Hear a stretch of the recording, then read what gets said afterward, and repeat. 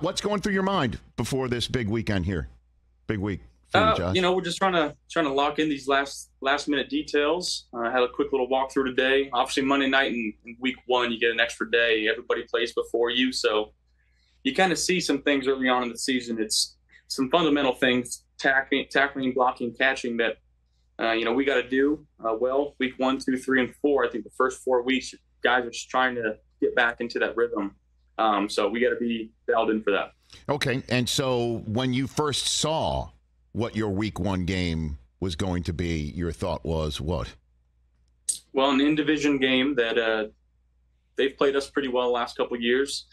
We got to find a way to beat these guys, and I think adding Aaron Rodgers, a first ballot Hall of Famer, it's always tough to go against those type of guys, but we're gonna be as prepared as we can be and be ready to go Monday night. I'm assuming you have taken on Green Bay, right? At least once in your career, that's happened before. Yeah, we played them last year. And again, Aaron's one of those guys that I grew up watching and wanting to emulate on the football field, and I got so much admiration and respect for not just his game, but him as a person and how he's handled himself over the last whatever years he's played in the league. He's an old guy now, so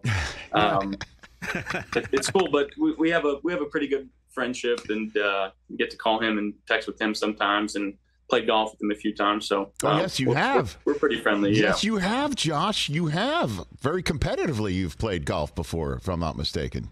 Josh, right? Just a little bit. Okay. So, but growing up, as you said, and again, OG, not old guy, is what you kind of meant for him, right? You just want to make sure. Of course. Okay. Yeah. OG. You can use that acronym however you'd like. Okay. Very good. And so, what were you always looking at Rodgers, and how has informed your game in a way growing up? Well, you see his arm.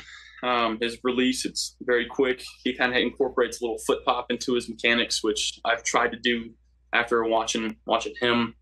Throwing off platform, I think he's one of the greatest throwers, if not the greatest thrower of the football to ever play the game. So you could take a lot from him. I still watch him and trying to steal some things from him. So he's pretty dang good. Bills fans are excited. Again, you're a major reason why Bills fans are excited again.